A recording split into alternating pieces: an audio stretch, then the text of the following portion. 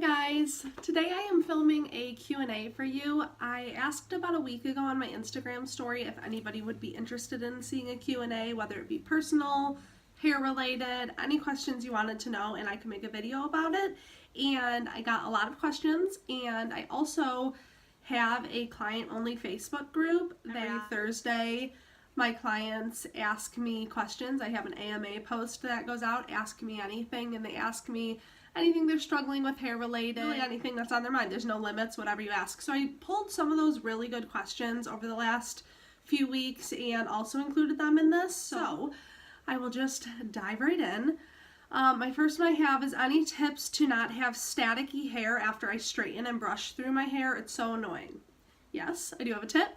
So I like to take my hairbrush, which I use the wet brush, everybody knows, and before, when you're done straightening it, so you brush it through, it's so clean, it's so dry, it just, has the static to it. Take a little bit of hairspray, spray your hairbrush with it, brush through everything. That will really distribute the hairspray but not make it like stiff or anything like that, and that will get rid of your static. What are some of your pet peeves that clients say or do? I've always wondered what a stylist would say to this. I am really laid back when it comes to things like that. Like, people are always like, am I doing this wrong? Do you not like this? Do you not like, I understand people don't go get their hair done every single day. I really don't get offended by anything.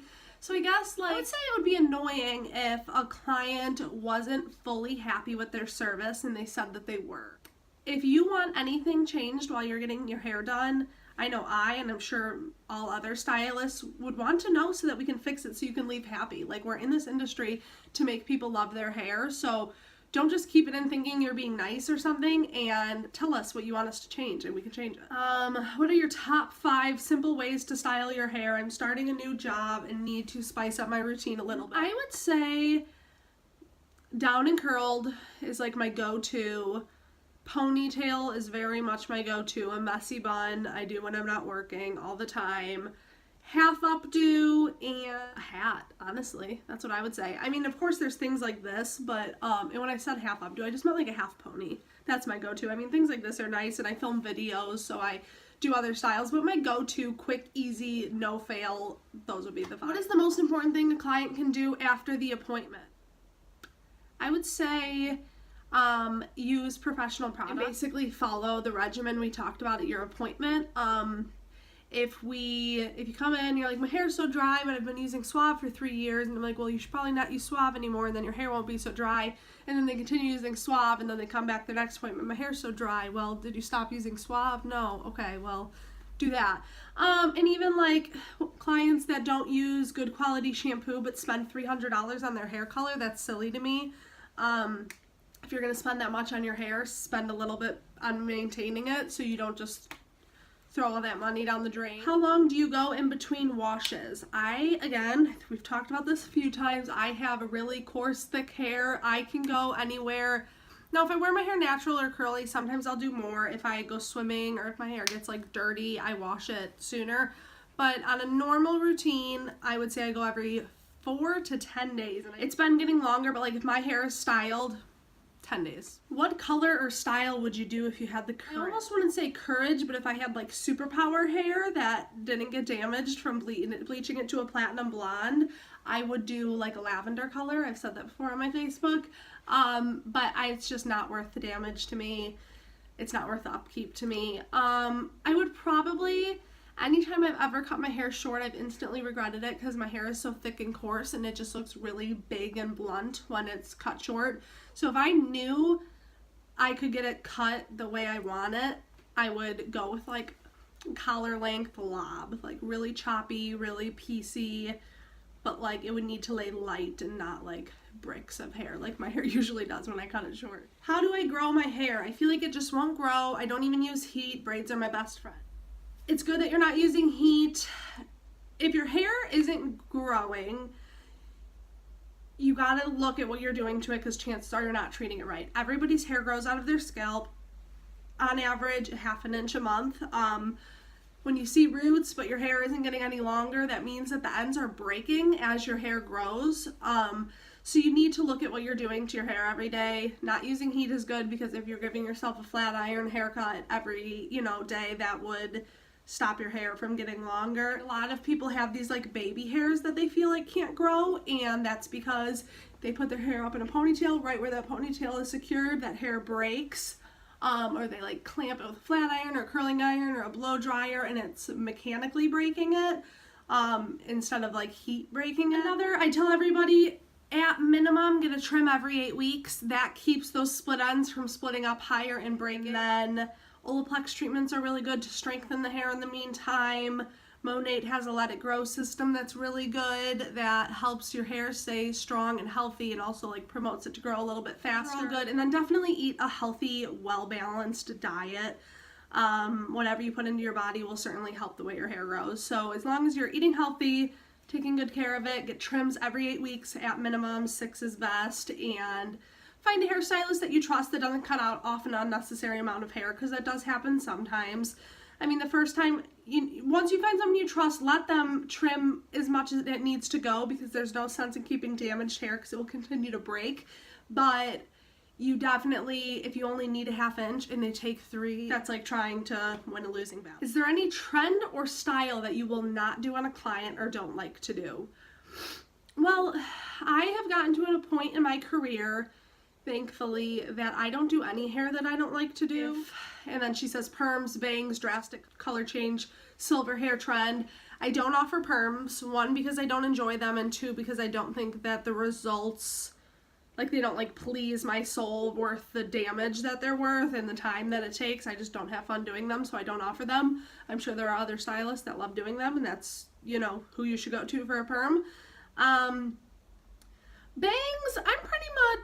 I'm all for people taking chances. You know, if you don't like it, hair grows, whatever. Drastic hair color change. My clients that want to go platinum blonde, they know it's not going to happen in one sitting because I take really good care of the hair. So silver hair trend, there are very, very, very few heads of hair that can even become silver. Like, they just truly have too much pheomelanin inside of them that they can never be silver. So I'm just really realistic with people. If someone says I want silver hair, I say, okay, are you ready to like work at this for like maybe a year? And still it might not happen. And as long as they're like, yeah, as long as I have, you know, a pretty blonde in between, I'm like, okay, let's try. I'm just really realistic at consultation. I never overpromise anything. I am always super realistic with my clients, and we just take baby steps to keep the hair healthy. What is your proudest moment since starting hair? I have a lot. I actually have like a note on my phone that has everything that I accomplished, like as it happens, that I'm proud of, because I think it's really important to celebrate those wins and acknowledge, you know, when you work so hard and it pays off. I would say my very proudest moment, if I just have to sum it up, is renting my own suite at Primp, where I'm at now. So I moved there, it was a year ago in October, so a little over a year ago. And just designing that and moving, starting to run my business on my own and taking care of my clients on my own, I'm really proud of that. If I want to use purple shampoo, do I use it every time I wash? Okay, this depends on your hair and what you want your results to be. If you have super light hair and you're okay with your hair looking almost silver, lavender, or something like that, then yes, you can use it every wash.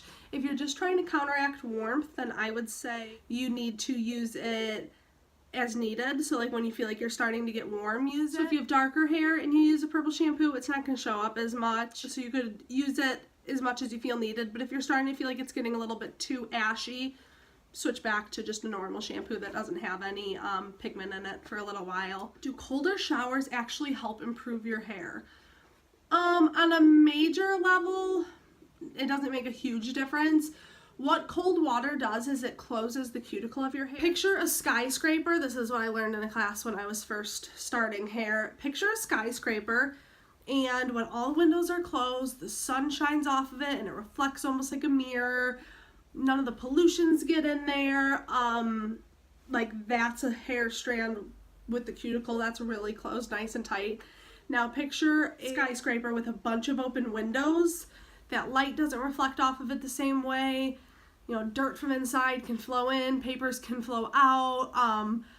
So kind of think of it like that.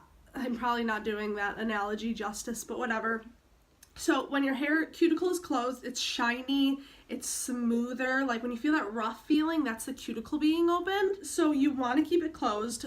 Cold water helps close the cuticle. It doesn't completely seal it if your hair is really dry. Someone who has like a vivid hair color, I tell them they have to wash their hair in freezing cold water. But the everyday, day-to-day person, if you are concerned about closing your cuticle a little bit more, it wouldn't hurt to shampoo and condition like normal in a warm, comfortable shower. And then at the very end, right before you get out, turn your water all the way as cold as it goes. Rinse your hair in it, wring it out, and then get out. That's good for your hair. That's good for your skin too, because it closes up your pores. What's your most embarrassing hairdressing moment? This is kind of hard too. I can think of like 2 things that can come to mind.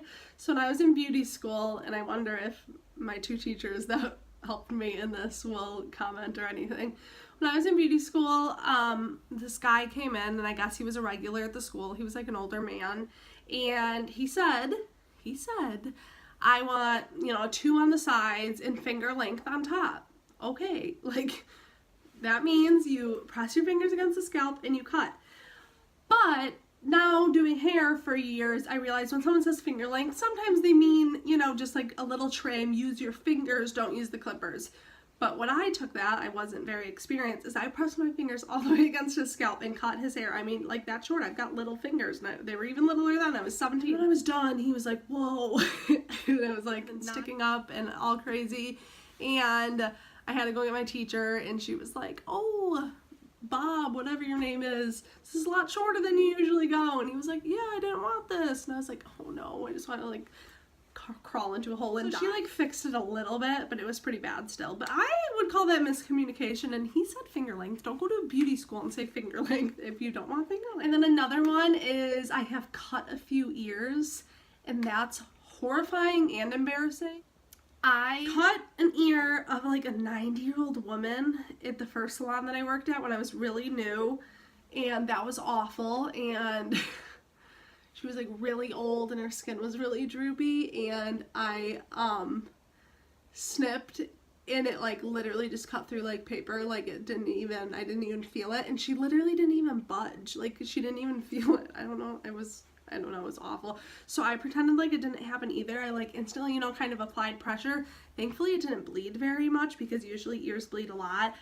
That was really embarrassing, and I was like mortified after she left, and I talked to the girl that I work with, and she laughed about it, but it was not funny. It was awful. And then more recently, which I don't even like to admit this, but I cut one of my clients' ears not that long ago, and it bled like crazy, and it was horrifying and embarrassing, and she was really sweet, but that's like torture to me. Best brand of dry shampoo. I have 2 favorites. I like Biolage for a super clean dry shampoo, like people who have super duper fine thin hair that don't like that like a buildup almost. I kind of like that buildup. It gives me some like texture to style with that some give.